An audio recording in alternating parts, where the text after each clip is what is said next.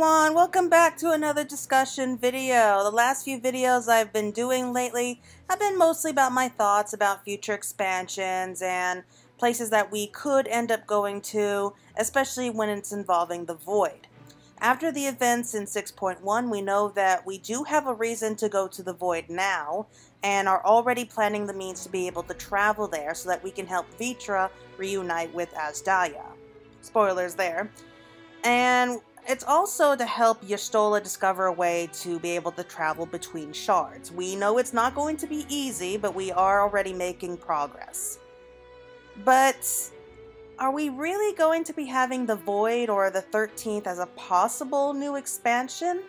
It's a theory that I've been thinking about a lot since the end of the main scenario for 6.1, and I mean, as much as I love the idea, personally, I don't think so. That's just me, I know that, but I do think that it's also still a bit too early to be making that kind of prediction.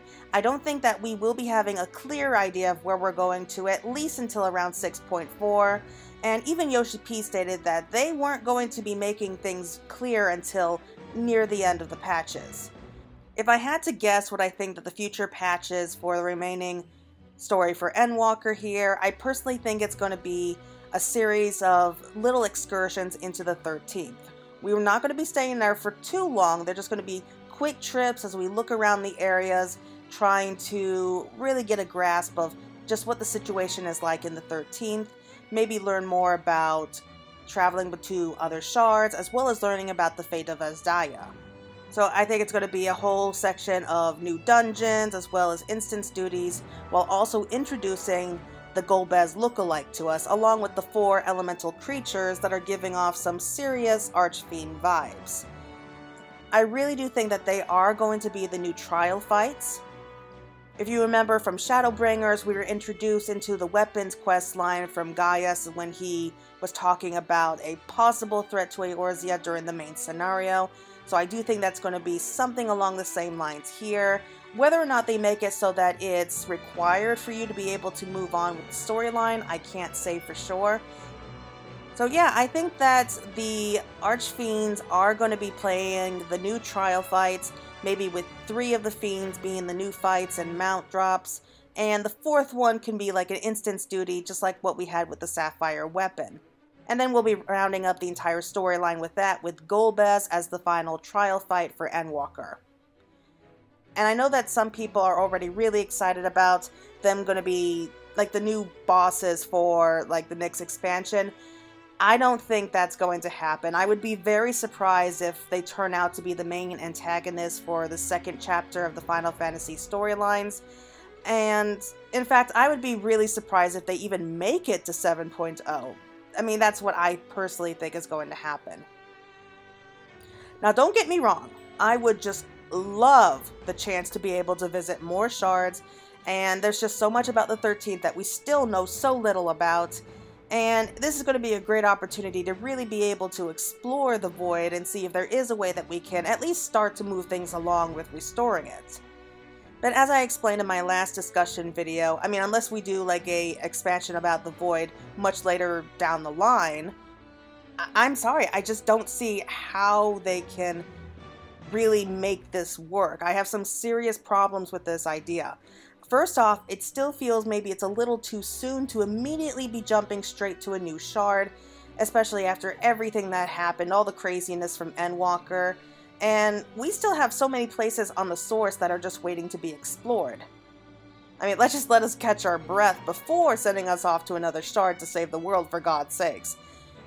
Another problem I have is, how can they possibly make an entire expansion involving the 13th when there is literally nothing but a dark void?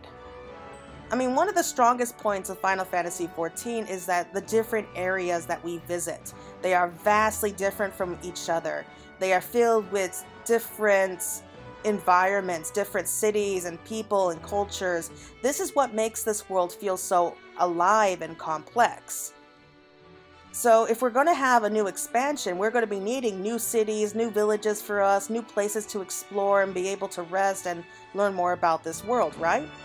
But how can you realistically do that when the world that you're going to it's pretty much shrouded in eternal darkness and filled with dark, ether-starved creatures.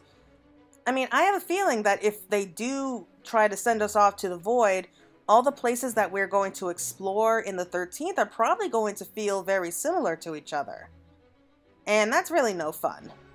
That's not to say that it's impossible, of course, because if you look at Norvront, the few places that remained were still covered with a veil of eternal light, but they were still very different from each other, that you knew exactly what type of environment that you were in. The biggest difference, though, is that in Norvront, there were still villages and cities, people actually there for us to talk to and really make the world come alive. And the eternal light wasn't a permanent fixture either. I mean, that was a smart move on the designer's part so that we have a chance to explore the different areas and still make it work while tearing down that veil of light. Whereas in contrast to the 13th, there's really nothing left there. I mean, it was clearly stated that everything was taken by the flood, so there's no trace of former life, so then what can we possibly do with that? I mean, it's not like we can just go to the void and find safe areas to rest in, because everywhere is going to be dangerous. I mean, unless we happen to find an entire village of friendly void scents, I really can't see how we can possibly make that work. And there's also the time difference there too, because the 13th has been a dark void for about 10,000 years, whereas in contrast to the first, it was only shrouded in light for about 100 years. The damage done to the 13th is already by far more dangerous, and the areas that we're going to go to are definitely going to look much more similar to each other. And then there's the idea of the enemies. I mean, we're going to be focused on void scents, of course, but what kind of void scents are we going to be dealing with? A lot of people think that we're going to be facing off with the void scents for Saga 2 of the Warrior of Light's Journey, and I mean, I kind of like that idea. We can definitely make that work. Like, we could be facing off against the void scent as they struggle to get to other shards now that Zodiark and the Ascians are out of the way, and they could be a perfect excuse to be able to visit other shards. But as much as I like that particular idea, I think that hunting down the void scent might be better use for patches. I do think that the dev team would want the new enemies, like the new main antagonists that we're going to be facing off against, to be maybe a little bit more original, like how we had the Ascians, or even beings like Nidhogg or Yotsuyu. So, I've tried, people. I have really tried to look into an idea of an entire expansion dedicated to the 13th, and I tried to see if it would be even possible for it to make sense. But as far as I could see, there was no way that we could have an entire expansion devoted to the void that I was able to think of. At least until I ended up watching a movie that ended up planting an idea, a possibility of an idea in my head. So here it is. I know it may sound completely crazy, and I just might be grasping at straws, digging at the bottom of the barrel, like straying into tinfoil hat territory, but hey, what if it's possible that not all of the 13th's life was completely wiped out with the flood? This idea came to me from watching, of all things, a Disney movie. I was watching Atlantis: The Lost Empire. If you haven't seen it yet, it's major spoilers, but you should watch it. It's actually a pretty decent movie. Anyway, at the beginning of the movie, there was a massive flood of water that was threatening to drown out the city of Atlantis. But thanks to the power of a giant sentient crystal, a protective barrier was formed around the city in time before it sank beneath the waves. Afterwards, the city took refuge at the bottom of the ocean, where the people were able to survive and kind of eke out a living down there. On the surface, it kind of looked like the entire city was just destroyed, and as the years went by, everyone just assumed that it was just a fairy tale because there was literally no trace left that a city was ever there. But the truth is, the city was not only real, the people had survived to modern day. So what if it's a possibility that that could have happened to the void? What if, like, a small section, just a very tiny section of the 13th somehow managed to survive to a point that at least one city was able to escape, maybe underground, or like beneath the clouds of darkness that surround this entire void? We know that it's possible to do so. I mean, Labyrinthos and Gomorrah are prime examples that entire underground cities and even ecosystems can thrive with the right technology or magics. So why not have that on another shard? What if we could end up having an entire underground city that was secretly been fighting to try and take back their home from the Voidsent? Maybe like tear through like that thick cloud of darkness and try to bring back light to this ether-starved realm. Surely they would be able to know about fighting these creatures, maybe even better ways to repel them than anyone else. And what if these people have been secretly working on trying to revive parts of the 13th during all these many centuries? Creating like little sanctuaries above ground, maybe using some kind of barriers to protect the people as they continue to try and force the Voidsent out. Maybe they are able to clear up at least a small section where they could make some sort of habitable living, maybe some farmland, just some way that life is slowly starting to come back to it. We know that from the first that it's possible to have areas still shrouded with eternal light while night has returned to other locations, and still have people surviving there despite that. So what if we have that but in reverse? So instead of like eternal light, we have just eternal darkness. I mean, if we had something like that, then everything would be lining up for a chance for us to really be able to go to the void and just have everything we need to be able to survive there. We could have areas that we could visit, different environments, all sorts of different varieties of people, safe places like cities or settlements or outposts where we can stop and rest and just speak with the people there, do like little quests and see what we can do to help the people, make their lives a little easier. I mean, that's already setting up a pretty good story in my opinion. And maybe we just have this story focused upon this entire world as we fight to bring down maybe some more of the powerful Voidsent, maybe introduce new main enemies, maybe like those former heroes that were corrupted by the Void. It would give us a chance to really explore more parts of the 13th while maybe searching for information about Azhdaya. I mean, I would love it if she ended up finding like this lost city underground, maybe by accident after she was trapped in the Void. And maybe she became like a leader of sorts, like she's helping them to find ways to fight against the Voidsent and push back the darkness so that life is slowly starting to take root again. I mean, I would love it if like 5,000 years ago, she ended up being trapped in the Void and just kind of maybe fell through the barrier because she wasn't a Voidsent or something. And the people find her, and some kind of understanding end up passing through them. She devotes herself to their cause to fight the Voidsent, while she also tries to find a way to maybe get back to the source. And that was a huge turning point for them, because with her strength, they were able to start finally taking back like different plots of land, like from above ground, like creating these little outposts here and there. And she's a dragon, she's immortal, she's extremely wise and powerful, so I can see her as kind of having like a leading figure role, like maybe like as a godlike figure, kind of like with, maybe not like Vitra because they don't worship him as a god, but they do revere him as their leader. So maybe that could be something with Azhdaya, because she definitely did something right when she was raising Vitra up to that point. So from what we have heard of her from Vitra, it does sound like she has a very motherly type of personality, like very strong motherly instincts. So that would definitely fit in with her personality as well. Though, if I have to be honest, I do have a bad feeling that her fate might be a little bit more tragic than that. I mean, it was just an idea. So I'm not saying that we completely rid the 13th of all the darkness for good. I mean, I don't think that that's entirely possible at this point in time. And we don't want a story that's too similar to Shadowbringers after all, but maybe we could help the people try to get their footing here so that they could permanently take root above ground, and they could work towards bringing life back to the Void for future generations as well. So here's this for an idea for the story in my head. For a possible expansion for the 13th, 10,000 years before the current storyline, just before the flood ended up hitting this particular city, they were able to create some kind of barrier to protect themselves. Maybe this was like the final bastion of hope. It was like the final city before the wave of darkness completely overtook this entire world completely. So the people may have had time to maybe use some kind of crystals to create a magical barrier to kind of protect themselves. So just before the wave of darkness came rolling in, they activated the crystal and they were just able to create like a protective shield or a barrier around their city before it sank beneath the darkness.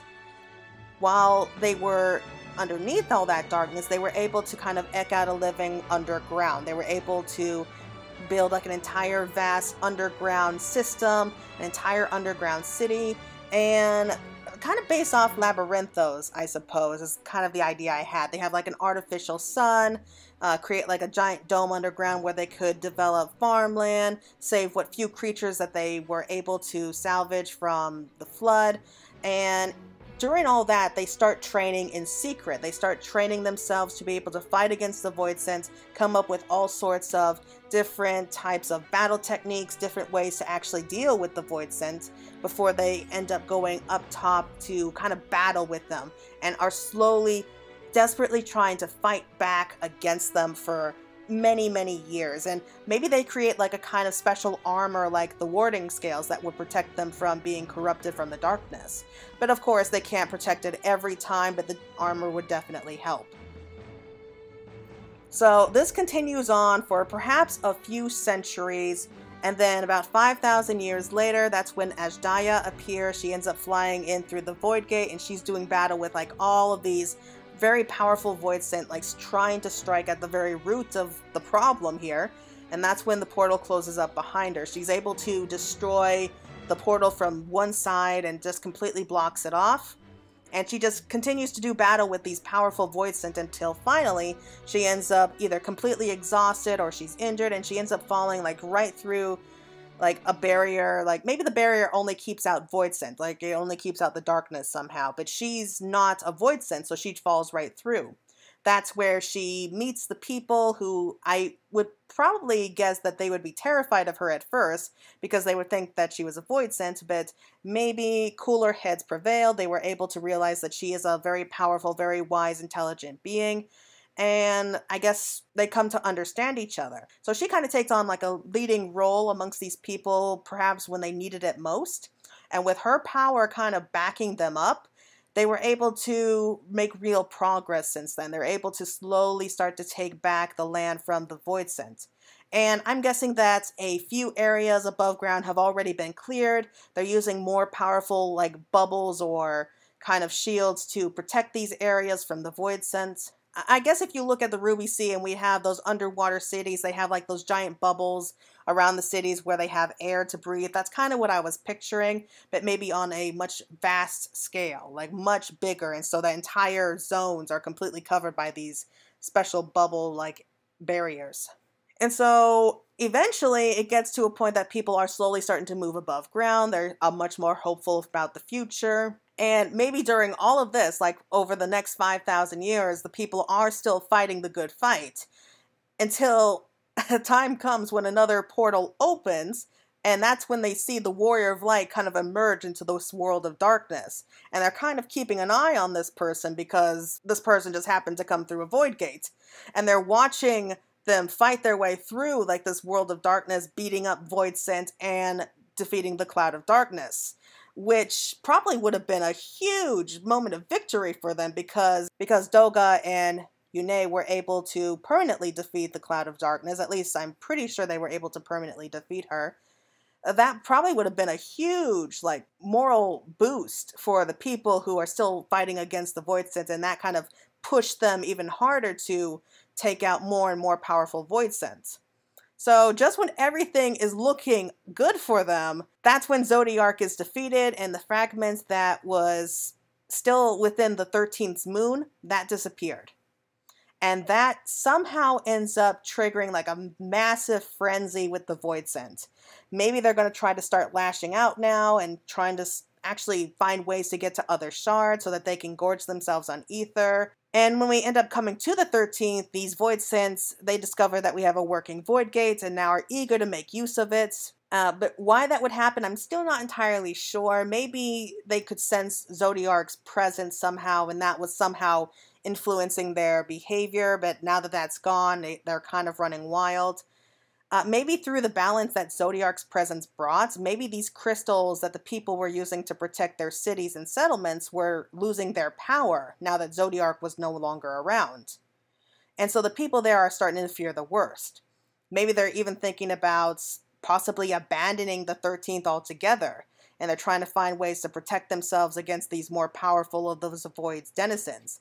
maybe a possible cure for returning the void sent to their original selves, maybe try to find a way to revive these crystals to continue to protect their cities, or maybe find some other means to at least try to save what they have. During all this, Xenos' void sense is actually a sundered piece of Azem, and it sort of attaches itself to our cause as we come to learn more and more about it and the way that the world was before the flood. Or maybe it's like with Ranjit, it's causing all sorts of problems for us, and it may have taken after Xenos with his obsession with the Warrior of Light. Because if this particular void sense just happens to be another fragment of Azem's soul, it would sense a connection with us, and that would be able to explain why it's so obsessed with following us around once we end up going to the void. Maybe it's seeking to fight in place of Xenos, and we have to really struggle to see past like the monster it was to maybe the tragic hero underneath all of that. Which would be really fascinating, because that would be the first time that we would be able to actually bring a void sense maybe back to its humanity. Meanwhile, throughout all of this, we have another enemy.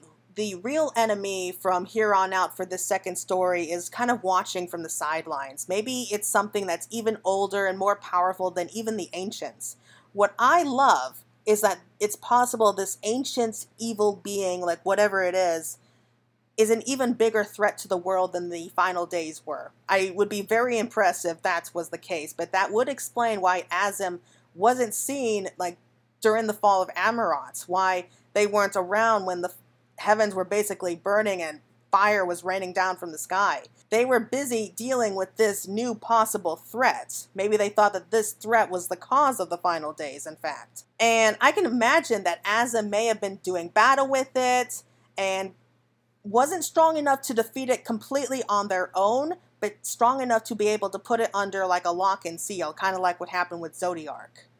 Maybe they sealed it up, put it into like an enchanted sleep or something, just so that they could catch their breath before they finished the job. However, Zodiark and Hydaelyn then emerged, they did battle, and Hydaelyn ended up sundering the world, and so Azem never had a chance to properly destroy this new threat to the world. So it was probably laying dormant all this time, kind of like held in like, I can imagine like some kind of magical chains or shackles, maybe put into like an enchanted sleep, but with the gods Zodiark and Hydaelyn now destroyed, it's waking up and it is mad. It wants to be free and continue, I don't know, just trying to destroy the world for whatever cause, I don't know. But maybe ironically, the only person who can free it from those shackles is Azem. So maybe it senses that Azem's soul is nearby, and so it's going to try to manipulate us into freeing it. Maybe like there are some kind of waypoints like scattered throughout this entire shard that we have to, maybe it tricks us into trying to destroy so that we weaken the bonds to a point that it can break free. I mean, I like this idea because it gives us an opportunity to learn more about Azem, what kind of a person they were, just what kind of abilities that they may have had. I don't know, it was just a fun idea that I came up with. So that by the end of the story, we managed to get a good glimpse of what is a new threat. But they were able to escape before we could destroy it, which will lead us to trying to hunt it down while we try to cross over the source and all the other shards. It's certainly a possibility, and I really did have a lot of fun coming up with that whole concept. And, I mean, it has everything that we need. I mean, it has new areas that we can go to. It has like entire civilizations of people that we can speak with. It has a new possible threat. It has all tons of lore that we'll be able to explore, maybe learn about the ancient past, more about Azem, what kind of a person they were, their kind of abilities. And it was just a whole bunch of fun when I came up with this whole concept in my head. But yeah, that's the basic idea when it came to mind when I first thought of a possible expansion for the Void. I mean, there's a lot more that I had in mind, of course, like a whole kind of storyline that I came up with, but I decided to put it all on hold since I didn't want to get too excited over something that may or may not, most likely may not happen in the future. I mean, I know full well that there is a very good chance that it's not going to happen like that. I mean, I would be very surprised if it did. I mean, if it did turn out like that, that would be like all my birthdays, all my Christmases, coming all at once. Maybe even some future birthdays kind of mixed in as well. That would be just amazing. But that's at least what I feel would be necessary to have a possible expansion of the 13th. At least if I was in charge of creating such a thing. So, of course, there's still more details to go through about how Ashdaya would fit into this whole thing, the whole role that we would have with Golbez and the Archfiends, what this possible new threat could be like. But I just wanted to share my own ideas and theories about how I thought it could work. One thing that I did love most about Shadowbringers, apart from the story and like all the big reveals we got, was that it was all just on one continent. And as much as I love Endwalker, don't get me wrong, I do love the story. I do feel like it was a little bit all over the place. I mean, we were going to Sharlayan, and then we go to Thavnar, and then back to Sharlayan, and then we're heading off to Thavnar again, and then back to Sharlayan, and then off to Galamal, and then to the moon, and then back to Sharlayan before we go back to Thavnar. Then we go back to the first to go back to the ancient past of Elpis before going back to Sharlayan, and then going to Galamal, then back to Sharlayan and Labyrinthos again, and then off to the very edge of the universe before coming back to the Rising Stones. So yeah, it was kind of all over the place, and it was a little bit difficult to kind of keep track of everything since we were basically running everywhere. Whereas in contrast, we have Heavensward and Shadowbringers. One of the reasons I think they were so popular was that we were able to actually focus on the story in like selected areas like on the one continents. So they were all basically still really close together. It felt like we were taking our time exploring these areas and really focusing on the storyline there. So I really hope that we don't have a story where we spend half our time maybe in the Void and maybe the other half on the Source, exploring like a new continent of Mericidia. And I don't know, I just feel like it would be better if we just focus on just one area at a time. I mean, if you look at Stormblood, they had us going to both Alamigo and Doma, and at times it just felt like they had two separate stories just kind of mashed together. Whereas like in Shadowbringers, they were able to focus just on Norvrant and the First, and it was really able to get us to focus on the lore and the storyline there. So hopefully if they do end up having an entire expansion going to the Void, they do the same thing with that as well. I'm not saying that they completely restore like daylight to the 13th. I do think that's a really big job and not something that we'll be able to take care of right away, but maybe like in years down the line, that's something that we can look forward to. Anyway, that's going to be it for right now. Thank you all so much for joining me. Do you like my theories? I mean, do you have some kind of suggestions that you would like to add? Maybe as I write like a fan fiction about this whole idea for fun, or maybe explain what you didn't like about my theory. Either way, if you have any ideas as to where you think that the story is going to go to next, what kind of enemies that we're going to be up against, and maybe what kind of places that we're going to be able to explore, just leave a comment down below. I would love to hear it. And especially like if you have your own ideas for a possible expansion for the 13th, also let me know. I would love to hear it, and maybe we can bounce off ideas, and hopefully if Square Enix is watching this, they're impressed as well, and maybe call me in to help write some parts for it. That would be an ultimate dream of mine. Anyway, that's it for right now. Until next time, this is Fantasy Girl, and love you all. Bye!